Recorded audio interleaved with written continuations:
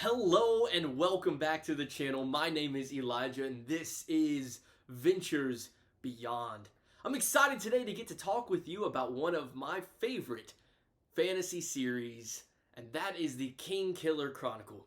This started back in 2007 with The Name of the Wind. This is a series by Patrick Rothfuss. It currently in the main series has 2 entries, including The Name of the Wind and The Wise Man's Fear, and also 2 novellas published in this world, The Slow Regard of Silent Things, and what we're going to be talking about today, The Narrow Road Between Desires. This novella was published at the end of 2023 and is adapted from the short story that Rothfuss had previously published in the Rogues Anthology titled The Lightning Tree.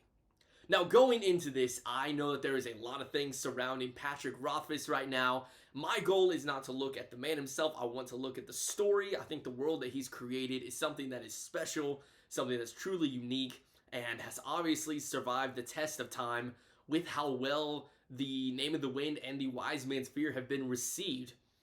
The novellas hit a bit of a different beat than the main books. While I do wholeheartedly love both of the full-size novels, the novellas are different in the sense that they give us a perspective on characters who we don't necessarily get to see much of within the main series. This one targets one of my favorites, who is Bast. Now, Bast is a fey creature. He is Kvoth's friend? Servant? Son? We don't know. We don't really know what his relationship is, but we know that Bast is under Kvoth's tutelage within the city of Newer, and this novel was poised to present a story that was a day in the life of Bast. What is he up to? What mysteries does he unveil within this story? And I was really excited going in because while I have the Rogues Anthology, I hadn't yet gotten around to reading The Lightning Tree, and I wanted to wait and hold off and see how well this story intrigued me. With some of these things, I found that while I do like Bast quite a bit within the main narrative of the Kingkiller Chronicle, I found something kind of lacking within this story. This was, of course, a very recent read, and I was really hoping that while I knew we wouldn't be getting these big, deep things like the Kingkiller is promising to present, I did expect something with a little more meat into it. Maybe a greater examination of Bast. And while we certainly got to spend a lot of time with him in this story, I was kind of disappointed. The majority of what he did was eat, sleep, spy on people.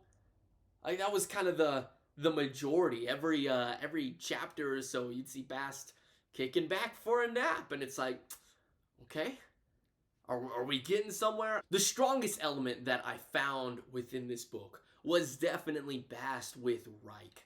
There was a dynamic there that I enjoyed, kind of how intense Bast was with this specific kid, simply because the kid had broken Bast's pre-assigned rules. And going through this, I really found that while there was the intensity and what felt like the high action with Ryke and his really hard situation going on with his father,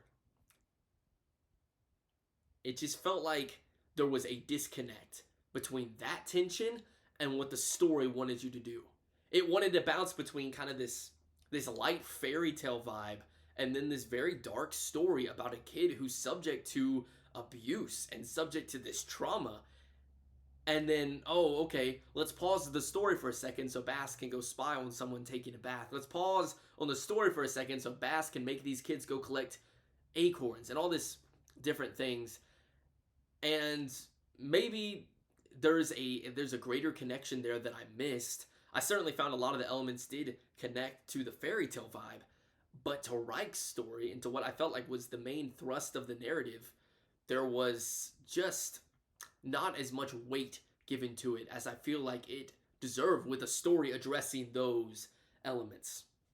I want to say here, I find Rothfuss's writing beautiful. The Name of the Wind captured me in a way that I've never had in a book before. It blew me away, my first read through of it. And as I'm going into The Narrow Road Between Desires, I'm expecting kind of a similar thing, if not better, because this is so many years later and Rothfuss has had that time to improve his craft.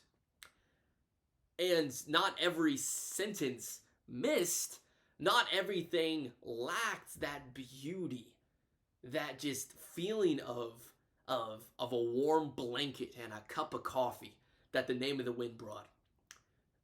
This novella lacked that element that I find so key. And there were definitely some prosy, purple prose statements here. And some, admittedly, were like, oh yeah, that's like something that makes you think. But it didn't really take me to Tamarant like the other books did. And I hate to compare a novella to a novel, because obviously a novel does things that a novella cannot do. A novella is set aside for one purpose. It usually tells a very streamlined story or focuses on a character or things like that. So I'm trying not to put the same weight and pressure. But at the same time, for it to be something that he specifically said took him a while to rewrite and revisit, and for something that was from someone who is an artist, someone who is capable of doing these things, I just gotta say it just didn't hit me in the same way. And that left me a little bit disappointed. I think regardless of the elements of the story, I could have still enjoyed it if it was beautifully written. That was kind of like my takeaway from the slow regard of Silent Things. I wasn't a big fan of the story, but man, I was like, this is like the most well-written... Trash sounds rude. How do I say this? I didn't like it, alright? This was the most well-written trash I've ever read. Like I could revisit it and just take apart these sentences and be like, wow, like there was something here, and I certainly intend to at some point, because I feel like I missed it with the slow regard of Silent Things. But I got it here. I got it with Narrow Road. And it simply didn't have the depth. It simply didn't have that level of just awe that Rothfuss brings about within this novella. Now, I don't want to sound like this is a purely critical review, because there were elements that I liked. I did enjoy the scenes that took place in some of these familiar environments within the inn, and the scenes with Kvothe and some of these people who we met within the first few chapters of the Kingkiller Chronicle. Those parts had a lot to it. And there was some elements of these things with Bast that were good. I enjoyed his dynamic with a lot of these kids. I don't know, it felt like a bit of a mess. Kind of like this review. It felt like it was a little bit all over the place. A little bit touch and go with where the quality was. There were places where the quality was great, and then there were places where it lacked. Similarly, Bast's character, while he's simultaneously caring and looking out for some of these younger kids, his fey nature and how Rothfuss chose to show him, specifically within this novella, because I don't really get this impression of him from the books. Kind of just his views on how he treats people, and specifically there's a lot of sexual elements to this book that I felt didn't need to be there. Kind of like whenever you start getting far enough into the wise man's fear with Felurian. You know, I guess a lot of it's personal preference, but for me, I don't enjoy those elements within my reading, especially in places like this when it just feels kind of unnecessary. It just falls flat. It's just there for, ooh, Bast is doing all of this. That's so sneaky. It was an unnecessary part to the story that didn't elevate the material, that didn't raise it above what it could have been. There is certainly lots of pieces in novellas where these little bits of spice, these little bits of something brings it up from what it was.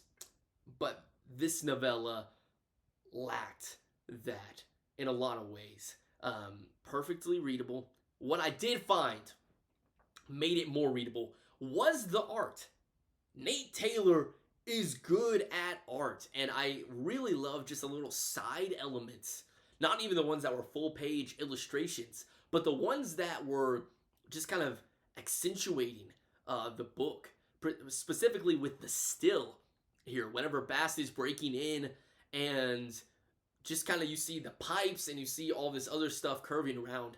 Those were the elements that I liked, that I enjoyed. Some of the art was hit or miss. Some of it looked a little too childish. Some of it contained material that was just like when did Bast become a thirst piece? I just don't get it. With how the story wrapped up, I do think it made it a very well done conclusion. Like, there were the elements to Reich's story and the elements to Bast's story that meshed very well here. That did end up ending in a way that was satisfying.